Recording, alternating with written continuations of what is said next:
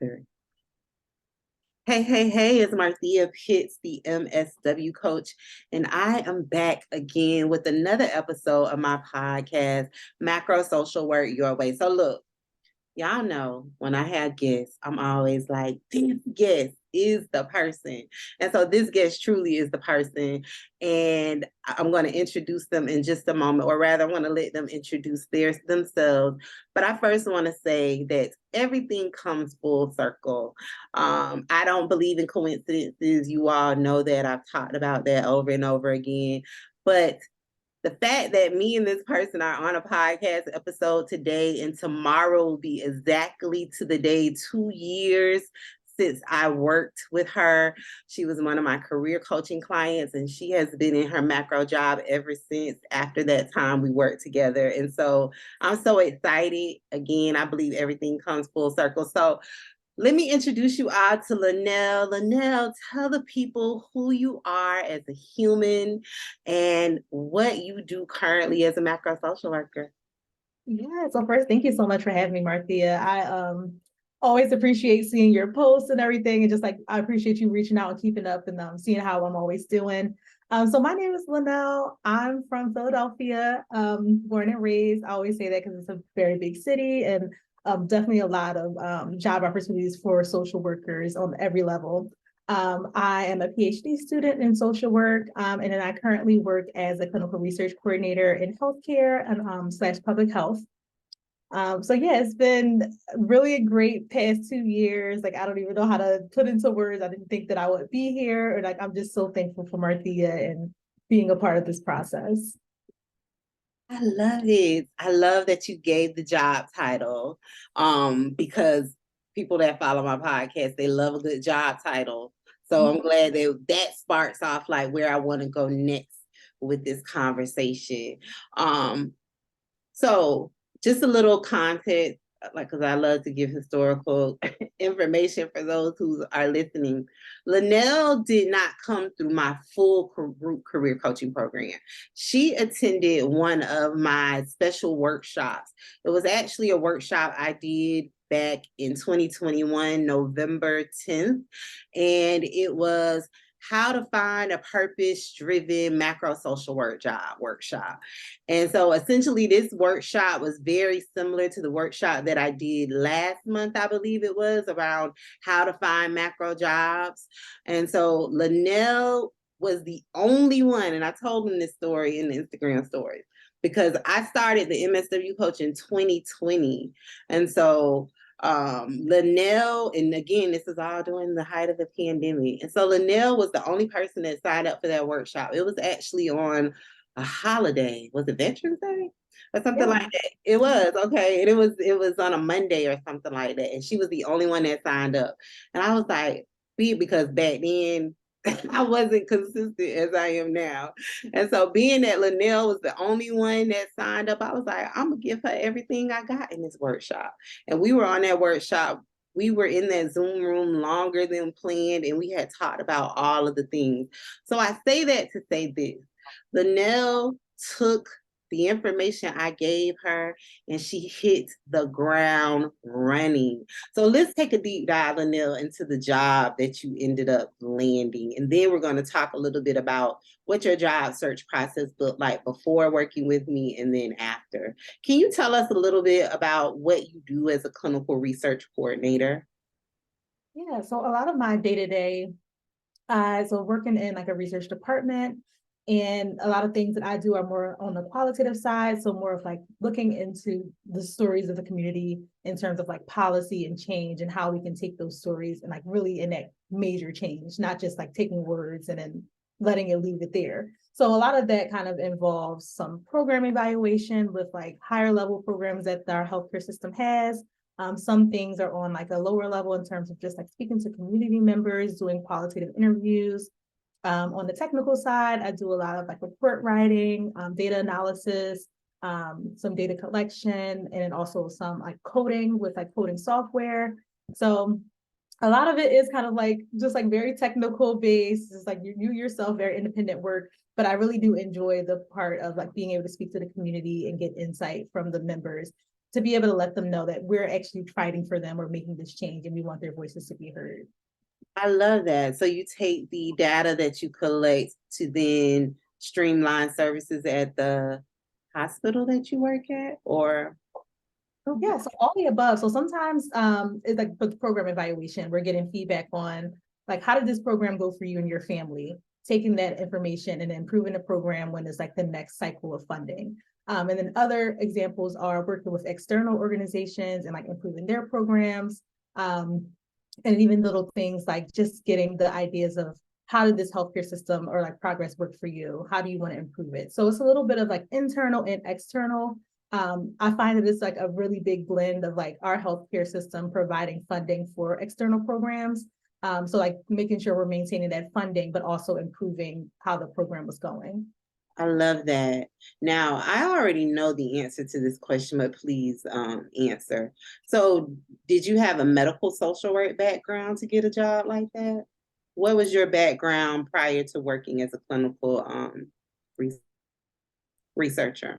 Yeah, so very vaguely, my first job out of undergrad back in like 2017, I worked as a I guess a prevention specialist in healthcare. So that was my like first foot in the door in the healthcare system. I found that I really enjoyed it. And I think that from that experience, I kind of knew like I do want to work somewhere in a hospital setting or a healthcare system.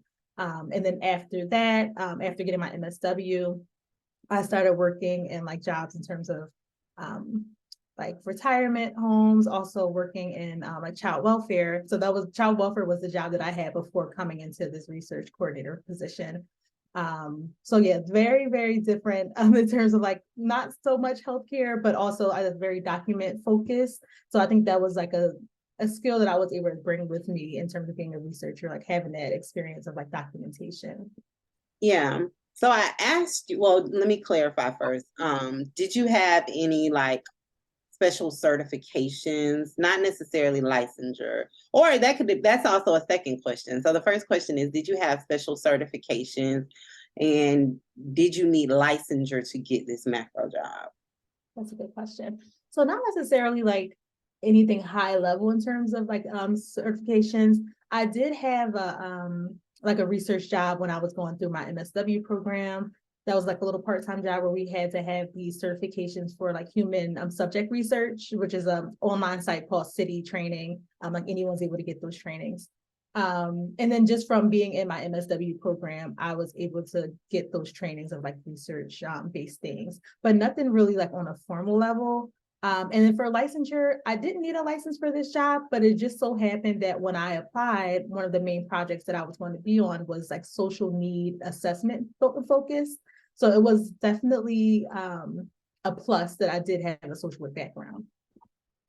I love that. So the reason I asked, and I know that wasn't in our talking points, but it's because there is a huge myth about the fact that you need a license, one, to do macro work. And I've been on the internet, you know how long I've been on the internet, telling the people you don't.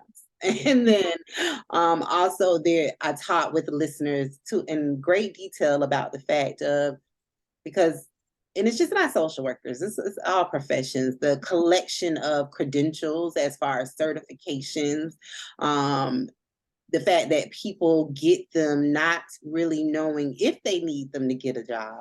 And so that's why I wanted to get some to understand, did you need it for your role? Because this is a great example of what I always talk about is the importance of researching the roles you want to go in before getting extra credentials, because the assumption is that you need certifications and you need a license, and you don't. Um, so you said your role right before this job was was in child welfare. What was the process? My question more so is, how did you get clarity around what you wanted to do for macro work? Like, why did you choose clinical research? Why that direction? Yeah, I think so. After spending, I want to say I was there for at least like a maybe even under a year to a year. I kind of felt that like with that position, more so case management, I was just doing exactly that, managing cases. There to me felt like there was no real like change or movement. It was just let's get this case out and then move on to the next one. So when I looked at like how can I really make an impact? What change can I make here? There's something that has to be done on a policy level to be able to help this process in terms of like children. So like I actually work at a children's hospital. So I kind of kept that like adjacent. But yeah, I just wanted to make a bigger impact. And I felt that with macro, I would be able to do that. And that was like my main motivation in trying to like figure out what I was interested in.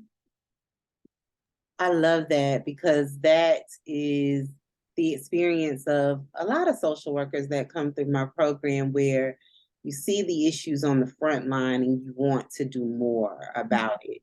I always say like macro work is really getting to the roots of the issue, whereas case management work is more like triage. We're just gonna give you enough to ease the pain a little bit, but you'll be back eventually. So I love that you made the conscious decision to be a change maker. And I'm excited about your career journey. You know that. So let's go back to 2021 for a moment. So before you registered for my workshop, can you talk to us about why was it challenging for you to find a macro social work job on your own? Yeah, I think the main thing was that I didn't know what the type, like, I didn't know what job titles were considered macro versus micro. Like I did some digging myself and I was just like, okay, it kind of makes sense, but it doesn't make sense. Also looking at like job descriptions, I think that I like the confidence to know that my skills were transferable. So like seeing different job ads, I was like, oh, that looks like a great job. I would probably love something like that. But do my skills match up? Does that add up and make sense for me to be able to move from here to there? So I think yeah, a lot of it might even just been confidence and so like in a sense. And I think that coming to your workshop even just boosted my confidence to be like, oh wow, I can do this. Like I do know what to look for. I love that reflection because confidence is a huge issue for many people. It was for me myself as well, but most definitely for a lot of the social workers who follow me. Can we can we tease that apart a little bit? Like with the confidence piece, you said attending the workshop really helped you a lot with that.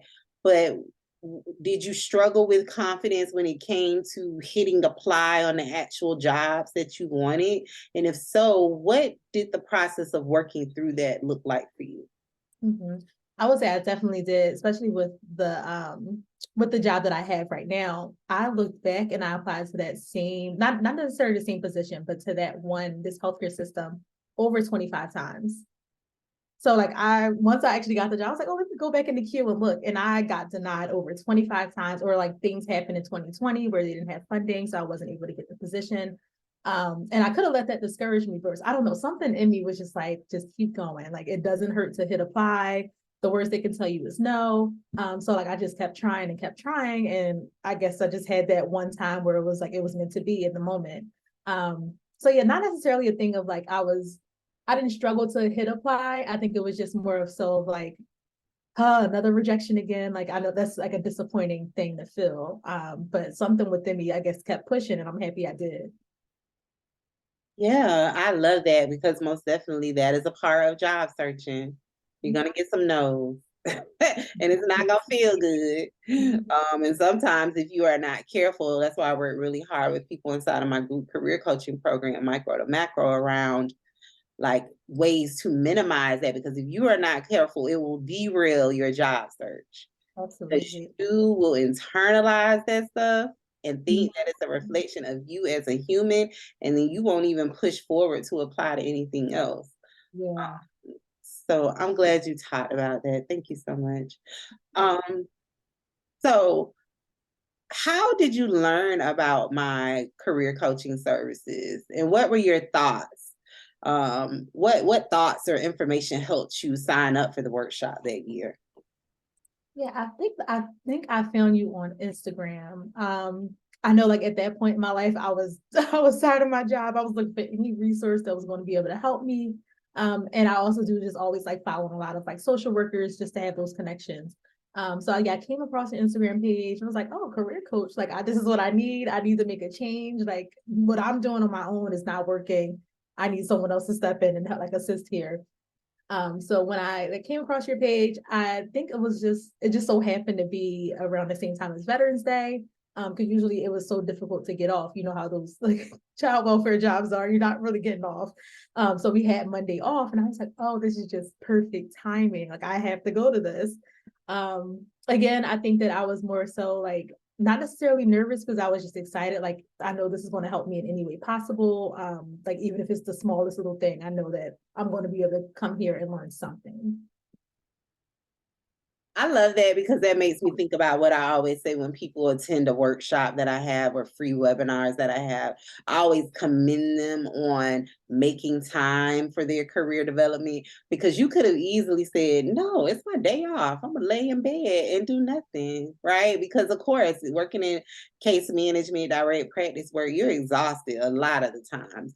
But that was another reason I was like, she here, I'm here. It's Monday. I'm gonna give her what I got. And so we talked about a lot of stuff over and beyond job searching. And but I really want to say like your willingness to be like, I'm this committed to my career development to take this opportunity and seize it. I love that. So you've been in your position now for 2 years, right? Almost 2 years, Yeah, 2 years. almost 2 years. Yep.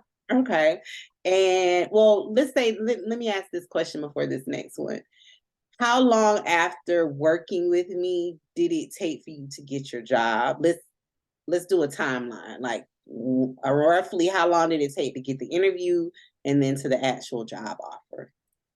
Yeah, so it was a little tricky because I applied around like the holiday season, so it did get dragged out a bit. But I think after meeting with you on the 10th, I came across the position, I want to say like right before Thanksgiving, applied before Thanksgiving, had my interview, I want to say this first interview early December, second interview about like the next week after that, and then right before Christmas, I had my final third interview.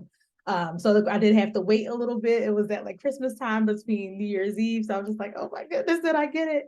And then like after coming back from the New Year's Eve, New Year's Day holiday, they let me know that I got the position. Oh, So I think that it was dragged out because of the holiday, but I think it was just, the timing couldn't have been better. I love that. What a great holiday and New Year's Yeah. gift. A new job that you really want and that you love.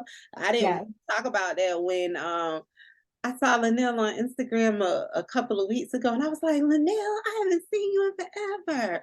And and the first thing she said in the message back was like, I'm still loving my job. Still to this day, and it's just honestly the first time saying that was so surreal to me because I'm like, okay, usually I was just working, like I'm here to get this paycheck, whatever, you know how it goes. Now I'm like, I actually enjoy going to work. Like I never know like what's it going to be, what project I'm going to be on. It's always so exciting to me. I swear that just like made my day to hear that because that is the vision of the MSW coach, right? Yeah. Because I spent so many years going to jobs that I hated and used to hate waking up in the morning to go to those jobs. I love that. Thank you so much. So let's talk about because I always say this is my assumption.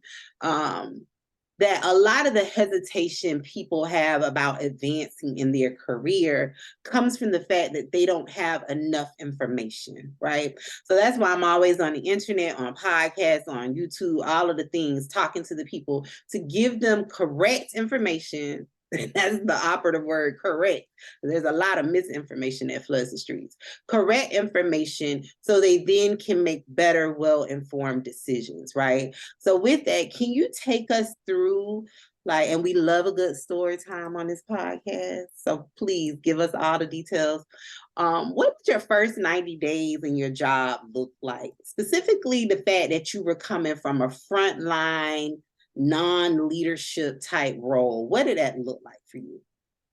Yeah, so I know like the first day, and I definitely forgot to bring this up. When the place that I work at, I used to ride by here all the time, be like, I'm going to work there. So it's just so that's why I said it's so surreal to me that I actually do work there.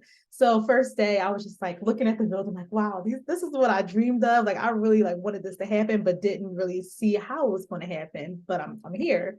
The first thing I did notice was the support of my manager. She was very like fine with making sure like I have everything set up, and like also let me know like we get it. This is your first time in this type of position. It's going to be a growing process, but we're here to support you. And I think that really made the difference because it was nothing like I've ever done. Case management, I'm used to just like, you type the notes, you interact with the families. This felt more technical. So although I did have some of those, like I had the education and a little bit of experience from being in school, I think it was different when you're actually doing it as a job. So I did have those growing pains. I think that I had to do a lot within myself to kind of build my confidence in this position. Um, and even like for the first, I want to say 30 days, I did move my manager just check as a check-in, like, how's it going? Do you have anything that you want to discuss with this position? And then she did mention that she sees that my confidence growing like each day. So it's just those growing pains. It was difficult, but I think that like sticking to it and having that support of my managers, even like other colleagues who are reaching out to me the first day, like, hey, this is my name. Let me know if you have any questions. And they really meant that. Like, it wasn't a thing of, I'm just saying it just to be nice. They really meant like, let me know if you need some support. And I took them up on those offers. So yeah, just like a lot of learning. My manager did a really good job at taking her time with me and like say ask questions. So I think that that was the hardest part for me, of being willing to ask questions, because I'm so used to knowing things. So being in that space of not knowing and like just learning was very difficult for me. But I had to step outside of that because I'm like, this is a career and job that I've dreamed of. You need to step up to. You got here, now continue to maintain it. Um, so yeah, I think it was just a very big like growing pains process. But like once I got things, I was on it. Like I was able to like do things quickly, pick up on like how to do reports. And even now I'll say like being 2 years in, it's still a learning process, but I think in a different way. Whereas like now I'm getting more responsibilities, getting more like opportunities to be like a mentor to other people. So I think it's just those 90 days were very hard in terms of growing and learning the position, but I definitely do not regret anything at all. I love that. Thank you so much for breaking that down, because I know that will help others, especially the piece about how your professional development never ends, right? So I recently started a community for alum of my full program, and it's higher level, almost like executive track leadership coaching to prepare them for what's next. Because also the other part of the vision for the MSW coach is to really get change makers like you and the other ones who have landed macro jobs into roles where they can what they're already doing, but do it times 10, right? Yeah. Really work to change the systems or move the needle. That's what I always say, move the needle just a little bit closer to progress. So I love the fact that you talk about that you are actively still working on your professional development and getting stronger in the areas where you may feel just a little bit like I need a little something more there. That's very important because as social workers, especially social workers coming out of case management jobs, I always say we are made to feel like we should be the all-knowing humans in everything and we should never have a question or need help, right? But the reality of life is that we don't know everything, and we should always be striving to be better. So I love that. Can you give us a picture? We talked about the timeline of from the interview to the job offer, but can you talk about like what your job search process, well, you talked about earlier the titles and not knowing what to look for, but after you attended the workshop, did you apply? Is it just that one job? Did you hit any like stumbling blocks along the way while applying for jobs? Anything that people could maybe glean a lesson from? Yeah, so I think that I applied to this job and I think I applied to a few others. This one kind of just worked out a little better in terms of like timelines. The thing that helped the most, I think, just know you provided like a PDF of job titles. So just be able to see that and visualize it, I think was very helpful. Because once I typed that in, I'm like, okay, this is the title. What is the job description? What are the requirements? How does that line up with what I have to offer? I think that's the piece I was missing of like knowing those titles, knowing how to use transferable skills to like realize that you actually are capable of doing this job.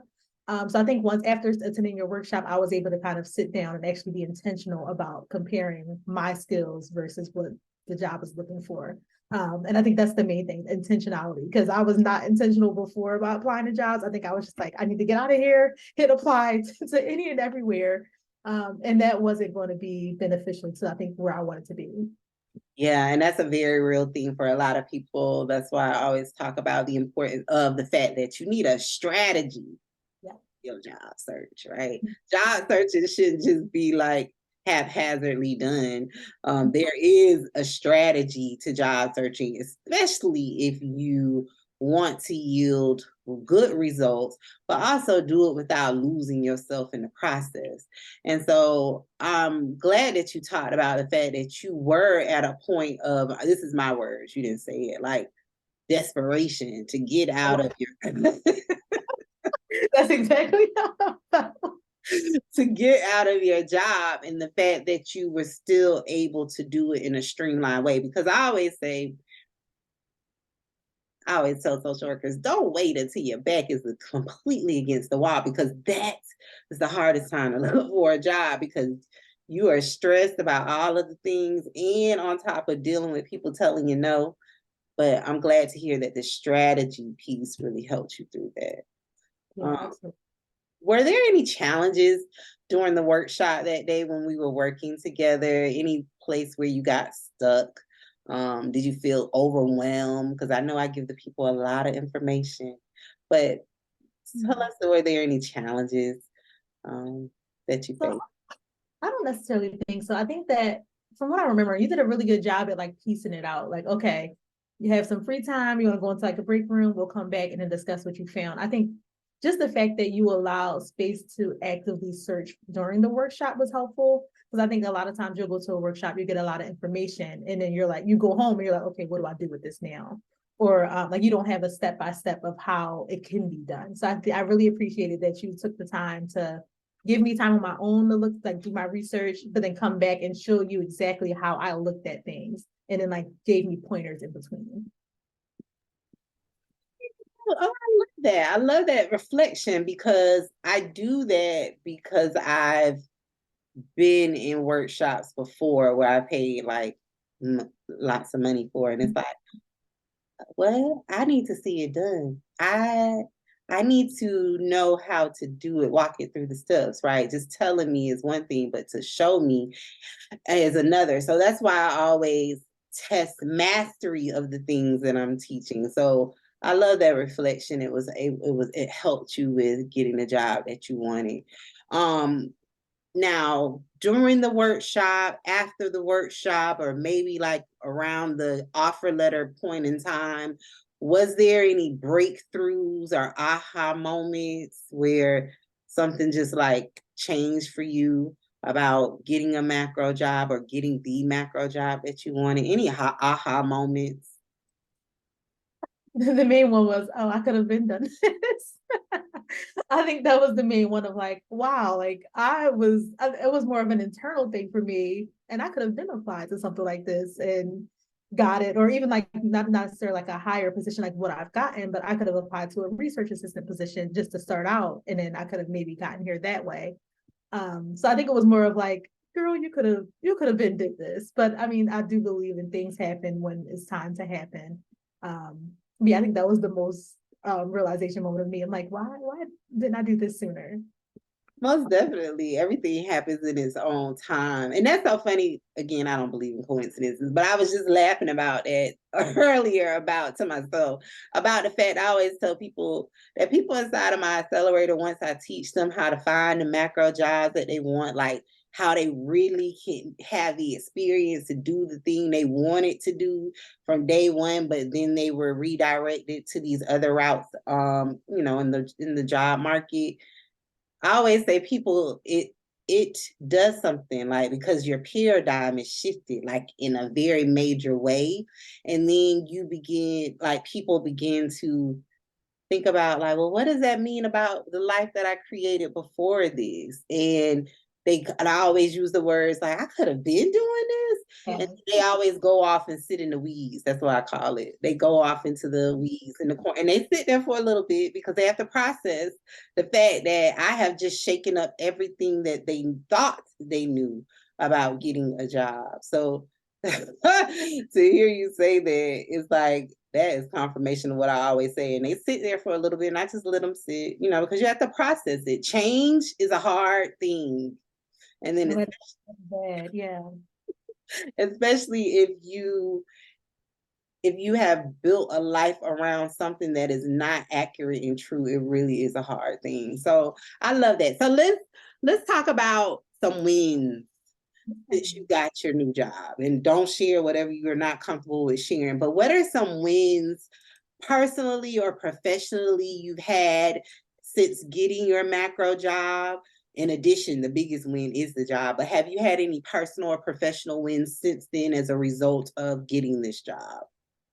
Yeah. So I think the first initial win, like outside of getting the position, it was like that salary increase. I was like, ooh, okay, like that's always great. You're like, okay, I got this. This is more than I was getting, I think, out of all the other jobs I had. So that was definitely a very big, like nice jump. I was very appreciative.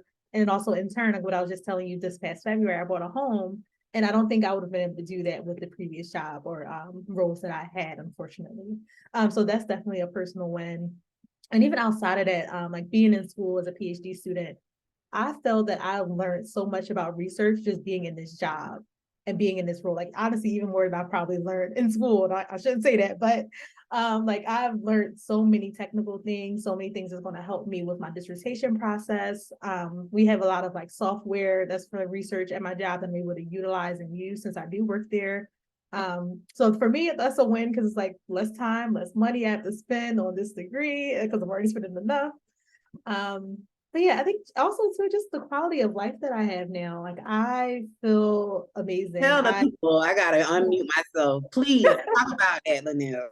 Because oh my goodness, right? So I can even go back to before, like still being in my case management job and child welfare. I started having like physical symptoms of like physical health symptoms in my stomach. I was not feeling well, and I was like concerned, like oh no, like what's going on with me? Left the job and I came to this new one. Went back to the doctor. I'm like, do you think this would be like stress inducing? He's like, you know what, that does happen a lot. So I'm like, that's really like that's wild to think that something like that can really impact your health, like not even just mentally, also physically. And the change that is made since like being in this position has been like 180.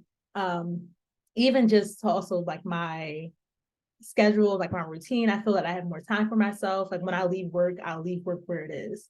I don't necessarily think about like, I wonder how my clients are doing, or I wonder how like the families that I'm working with are doing. Although I'm sure I think of that on a larger scale and bigger level in terms of like research projects, but I think I'm able to leave work and then come back refreshed. And that also just helps make my work better in general.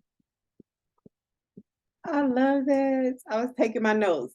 So you bought are making more money than you've made in your career. So an increased salary. You bought a home. Congratulations, homeowner. I love you. And then when you talked about the hands-on experience, so in career development, workforce development, we call that experiential learning. So the fact that you are learning things on your job that better supports you as a PhD candidate, that is a win across the board. Yeah. Because I'm sure you sit in some classes where if you didn't have that support as far as hands-on experience, you would be looking like, what is going on, and need to invest in even more like training and tutoring and support. So I love that. That's strategic career planning right there. Like she I was like, perfect job for the perfect time. I always say that. And like, I can even like look in the future, I can see myself like staying here, further developing. Like everyone's so supportive in terms of like school and like, what do I want to do? What do I want to learn to like stay here? I think that's like my favorite thing. I love that. Oh my goodness. And then you talked about the better quality of life in every aspect of your life. I put physically, mentally, medically, and that you leave work where it is. I Yeah. love I love that because that is a question that I got a few years ago from someone around like, as macro social workers, do you experience burnouts? And so I always try to ask that question to people that I'm interviewing.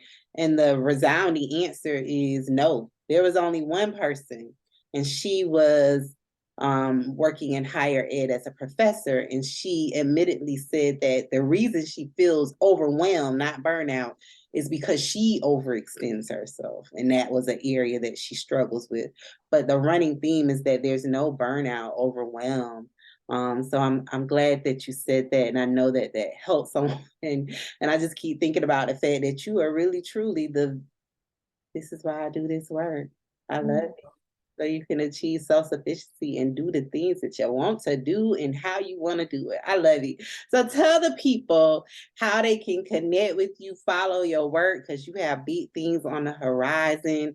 I know someone will probably contact you because they love to talk to macro social workers. So whatever you're comfortable with sharing.